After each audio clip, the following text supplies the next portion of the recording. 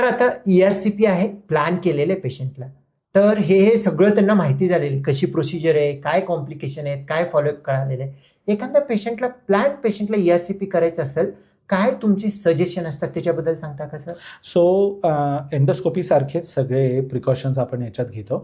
पेशंटला उपाशीपोटी येणं गरजेचं आहे, कारण उपाशीपोटी असेल तर बाकी ॲस्पिरेशन वगैरेची रिस्क कमी होते, आपल्याला क्लिअर फील्ड ऑफ विजन असतं, ते महत्त्वाचं आहे. त्यामुळे युजली ERCPच्या पेशंटला सकाळी ॲडमिट केलं जातं, त्यांना त्या दिवशी जो काही टाईम ठरला आहे त्याच्यानुसार ERCP केली जाते. उपाशीपोटी असेल तर ॲनेस्थेशियालाही हेल्प होतं.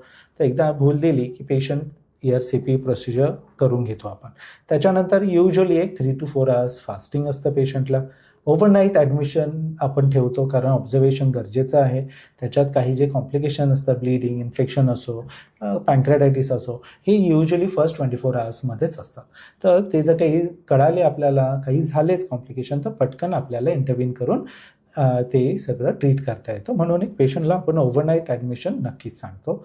तसं आहे. आणि next day most of the patients go home.